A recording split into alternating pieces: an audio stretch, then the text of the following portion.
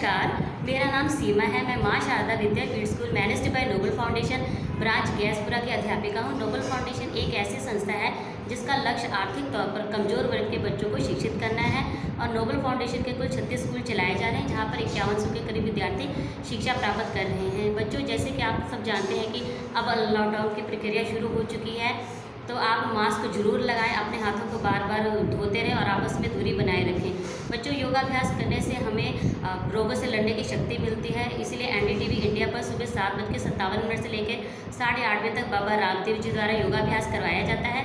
आपको उनका योगाभ्यास देखना है और उसको करते हुए की तस्वीरें खींचकर अपनी कक्षा अध्यापिका को भेजनी है। जैसे कि हम सब जानते हैं, चीन और भारत के संबंध अच्छे नहीं हैं, तो इसलिए हमारे आदरणीय प्रधानमंत्री श्री नरेंद्र मोदी जी ने सारे चाइनीज़ ऐप और वस्तुओं का बहिष्कार करने का निर्णय लिया है। हमने तो सारे चाइनीज़ ऐप को डिलीट कर दिया है। अगर आपने नहीं किया तो आप भी सारे चाइनीज़ ऐप डिलीट करके एक अच्छे नागरिक होने का फर्ज निभाएं। आज तिथि 7 अगस्त 2020, दिन शुक्रवार को। बच्चों, मैं आपके लिए इंग्लिश का टास्क लेके आई हूँ। सबसे पहले हम नर्सरी क्लास का टास्क करेंगे। तो बच्चों, चलो हम नर्सरी क्लास का टास्क करते हैं। बच्चों, ये देखो, नर्सरी क्लास में आपने A to Z किया है। इसमें आज हम ऑड वन आउट करेंगे। इस लेटर्स को बच्चों आपने ध्यान से देखना है। ये क्या है? A for Apple, B for ball, A for Apple. बच्चों, ये तीनों लेटर्स A for एप्पल है। तीनों लेटर एक जैसे हैं, लेकिन B for बॉल अलग है। इसीलिए हमने इस पर सर्कल बनाना है, मतलब कि गोला लगाना है ऐसे करके। अब बच्चों, आपने इसको अच्छे से लेटर्स देखने हैं। जो लेटर्स अलग हैं हमने उस पर गोला लगाना है। आपने ये सारा काम अच्छे से देखकर अपनी कॉपीज़ में करना है और यही सेम काम आपने अपने पेरेंट्स को भी करवाना है। LKG क्लास का टास्क करेंगे, task for LKG class. LKG class में हम कर्सिव में फिलिप्स करेंगे। आपने A to Z कर्सिव में किया है, तो आज हम कर्सिव में फिलिप्स करेंगे। तो सबसे पहले बच्चों क्या आता है? A के बाद हमारा आता है B। तो B को हमने ब्लू लाइन से ऐसे स्टार्ट करते हुए ऊपर की तरफ लेके जाना है रेड लाइन पे, फिर उसको नीचे की तरफ लाते हुए A ऐसे करके ऐसे घुमा देना है। अब बच्चों, B के बाद आता है हमारा C के बाद आता है D को भी हमने ब्लू लाइन से स्टार्ट करते हुए ऐसे लिखना है, ऐसे करके ऊपर की तरफ लेकर जाना है और ऐसे लिखना है। बच्चों, आपने ये देखना है सारे लेटर्स को, इसको आपने सारे फिलिप्स करने हैं इसके, और अपनी लाइनों का खास ध्यान रखना है कि आपके अक्षर लाइनों में ही लिखे होने चाहिए। जो अक्षर 3 लाइनों से स्टार्ट 3 लाइनों में लिखे जाते हैं उसको आपने 3 लाइनों में ही करना है और इसको याद करना है, पढ़ना है, लाइनों का ध्यान रखना है और इसकी तस्वीर अपनी कक्षा अध्यापिका को भेजनी है। Task for UKG class. बच्चों, UKG क्लास में हमने A to Z कर्सिव में करना है, जो आपने पहले कर रखा हुआ है। इस कर्सिव में आज हम फिलिप्स करेंगे। तो बच्चों, A है, A के बाद क्या आता है? B। तो B को हमने ऊपर वाली लाइन से स्टार्ट करना है, ऐसे स्टार्ट करके ऊपर को ले जाना है, फिर ऐसे करके B बनाना है। C के बाद आता है हमारा D भी हमने ऊपर से शुरू करते हुए ऐसे लेके जाना है। बच्चों, आपने ये सारा काम अच्छे से अपनी कॉपीज़ में करना है और फर्स्ट क्लास का टास्क करेंगे। फर्स्ट क्लास में हम ग्रामर में ट्रांसलेशन का लेसन 4 करेंगे।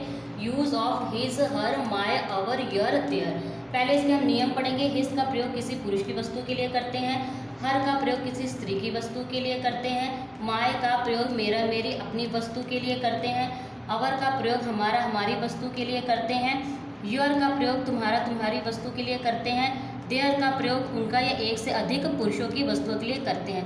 बच्चों, यहाँ पे मैंने लिखा हुआ मेरा बटुआ, मेरा का माय, बटुआ का पर्स, माय पर्स, हमारा स्कूल, हमारा का अवर, स्कूल का स्कूल, अवर स्कूल। ऐसे बच्चों आपने ये सारा अपने कॉपीज़ में करना है और इसके लिए आपने अच्छे से लर्न करने हैं, याद करने हैं और ये सारा काम करके आपने अपनी कक्षा अध्यापिका को इसकी तस्वीर खींच के भेजनी है। बच्चों, अब हम सेकंड क्लास का लेसन नंबर 7 करेंगे, जो गोल्डन रूल, जो कि एक पोएम है। ये आपको मैडम पहले पढ़ा चुकी हैं और इसके वर्ड मीनिंग भी करा चुकी हैं। आज हम इसकी एक्सरसाइज करेंगे। तो सबसे पहले हम इसके क्वेश्चन आंसर करेंगे। What is the way to be happy and gay? खुश और समलैंगिक रहने का तरीका क्या है? The way to be happy and gay to done one things at one time. एक समय पर एक ही काम को करना खुश और समलैंगिक रहने का तरीका है। Are things done by halves done right? क्या किसी चीज़ को आधे में छोड़ना सही है?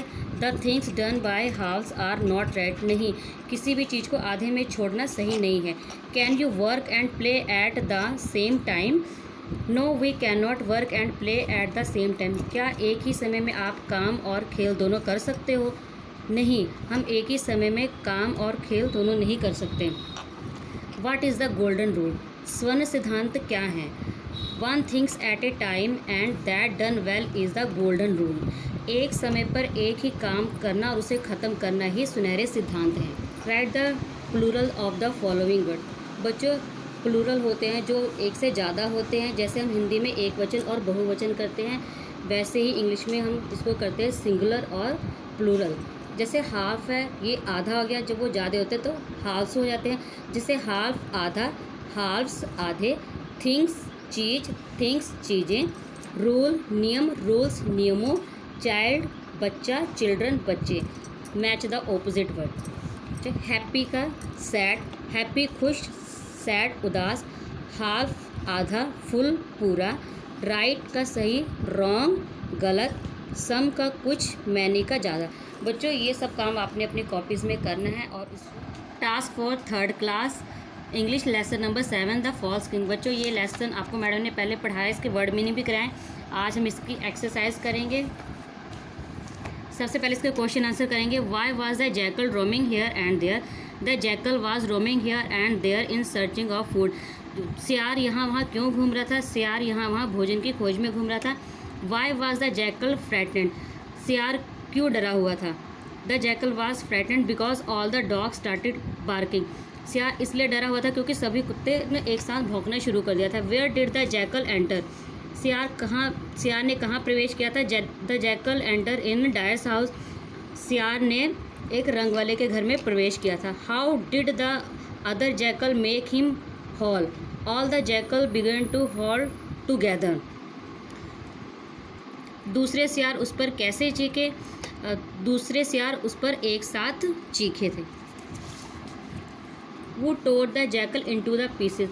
किसने सियार को टुकड़ों में फाड़ दिया था? The animals ran after him and tore him into the pieces. जानवरों ने उसको टुकड़ों में फाड़ दिया था। Make the ING verb. बच्चों, वर्ब होती है क्रिया। जब हम उसके साथ आईएनजी लगाते हैं तो उसका मतलब मीनिंग बदल जाता है। जैसे रोम, रोम का घूमना, रोमिंग का घूम रहा। वॉक चलना, वॉकिंग का चल रहा। कम आना, कमिंग का आ रहा। दिए गए हैं जो आपने अच्छे से करने हैं। Change the following sentence into negative. Negative होते हैं बच्चों नहीं वाले सेंटेंस जिसको हमने नहीं में बदलना होता है। जैसे कि मैंने खाना खाया, मैंने खाना नहीं खाया। ऐसे हमने यहाँ पे कुछ सेंटेंस लिखे हैं। जैसे ही वाज टायर्ड, वह थका था। ही वाज नॉट टायर्ड, वह थका नहीं था।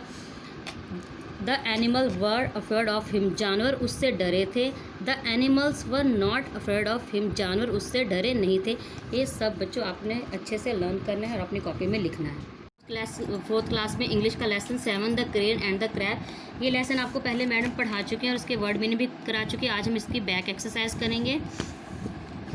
तो सबसे पहले हम इसके क्वेश्चन आंसर करेंगे। वो लिव्ड इन द पॉन्ड, तालाब में कौन रहता था? Fish and crab live in the pond, तालाब में मछली और केकड़ा रहते थे। Why was the pond drying up, तालाब क्यों सूख गया था? The pond was drying up because there was no rain for 1 year, तालाब सूख गया था क्योंकि 1 साल बारिश नहीं हुई थी। What did the crane say to the fish, सारस ने मछली से क्या कहा? The crane said to the fish that this pond is drying up, I will take you another pond. सारस ने मछली से कहा कि यह तालाब सूख जाएगा, मैं तुम्हें दूसरे तालाब पर ले चलता हूँ। How did the crane take the fish, the crane took the fish with the help of its a beak. जो सारस होता है वो मछली को कैसे लेके जाता है? सारस मछली को अपनी चोंच की सहायता से लेके जाता है। How did the crane take the crab, the crane took the crab with the help of its a beak. सारस केकड़े को कैसे लेके जाता है? सारस केकड़े को अपनी गर्दन की सहायता से लेके जाता है।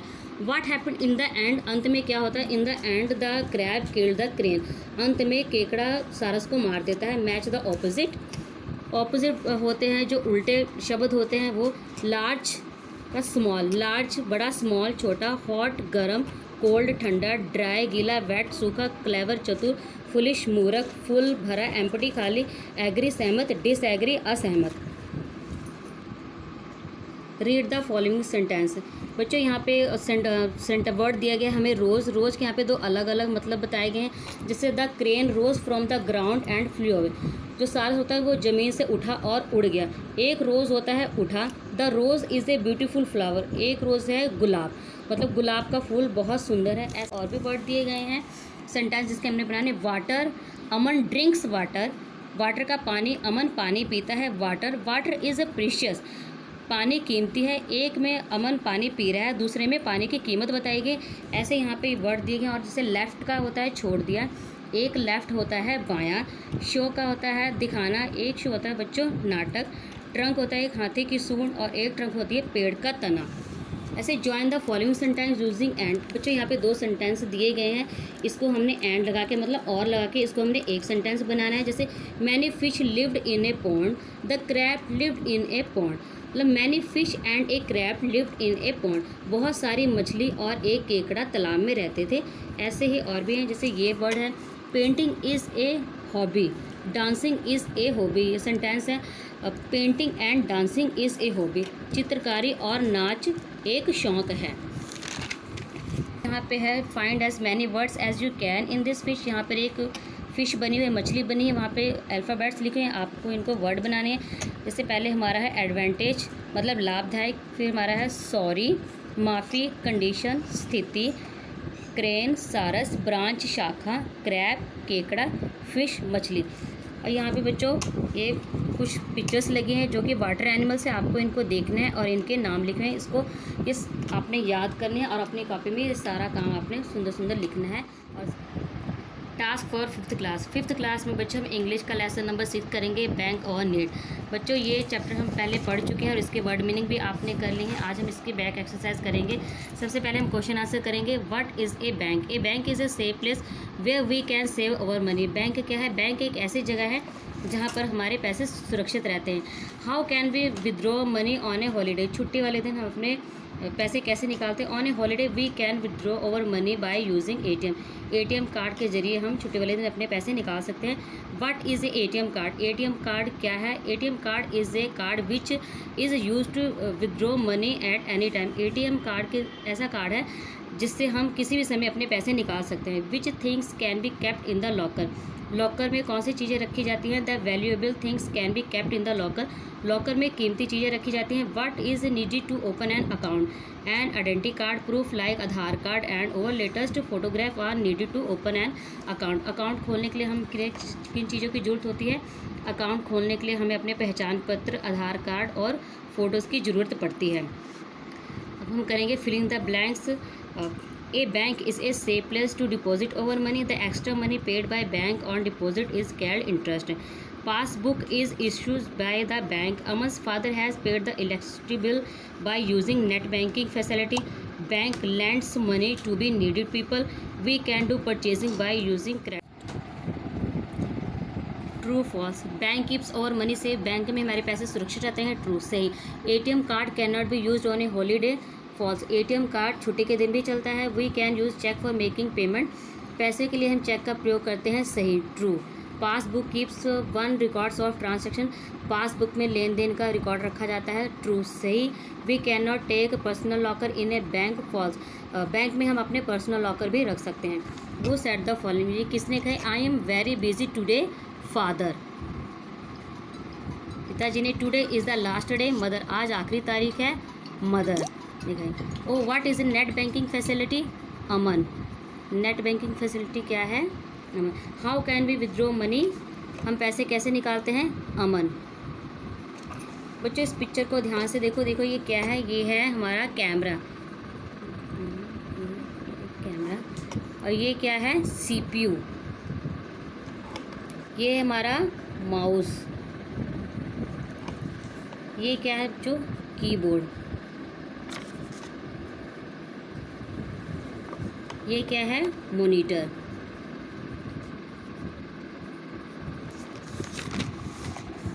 तो जब आप बैंक में जाएं तो इन वर्डों को आपने ज़रूर यूज़ करना है। इसका ध्यान आपने रखना है। क्या है बैंक में? Passbook, withdraw, cash, computer, ATM machine, credit card, locker, cheque. Means of communication संचार के साधन क्या हैं? Radio RADIO, EWS newspaper, अखबार TELEPH टेलीफोन। बच्चों ऐसे ही ये आपने खुद लिखने हैं। ये है फैक्स, ये है लेटर, ये इंटरनेट, ये टेलीविज़न और ये है हमारा ईमेल।